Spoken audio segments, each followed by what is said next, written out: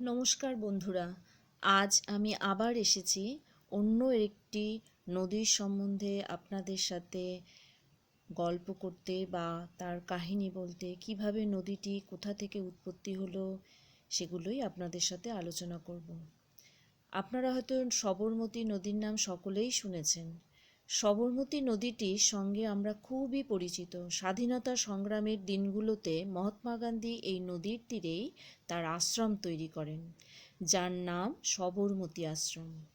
লোককথা অনুযায়ী সবরমতী সৃষ্টি হয়েছিল মহর্ষি কাশ্যপের তপস্যায়।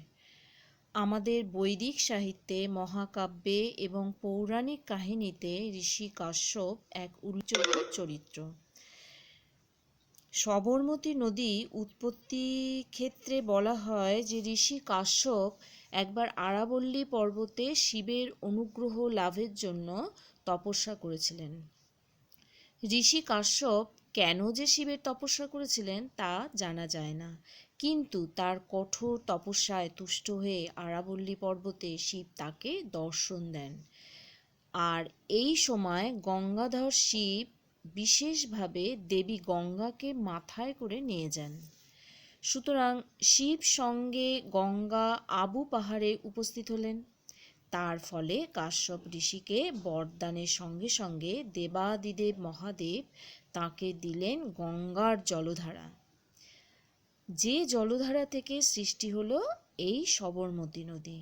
তাই ওই অঞ্চলে সবরমতীর জল গঙ্গার মতোই পবিত্র। সবরমতীর সৃষ্টির এই কাহিনীর মধ্যে কিন্তু লুকিয়ে আছে আরও কিছু কথা। এই জলধারা এমন অঞ্চলে সৃষ্টি হয়েছে যা মূলত মরুভূমির শুকনো অঞ্চলে। এই অঞ্চলে জল যে অত্যন্ত মূল্যবান সম্পদ তা বলার অপেক্ষা রাখে না। ঋষি কাশ্যপ কি এই জলের জন্যই তপস্যায় মগ্ন হয়েছিলেন? জনজীবনে মহার্ঘ বস্তুর উপরে পবিত্রতা আরোপিত হতে দেখা যায়। এক্ষেত্রে শিবের গঙ্গাকে নিয়ে আগমন এবং সেই জলধারা রেখে যাওয়ায় কাহিনী এই তাৎপর্যপূর্ণ।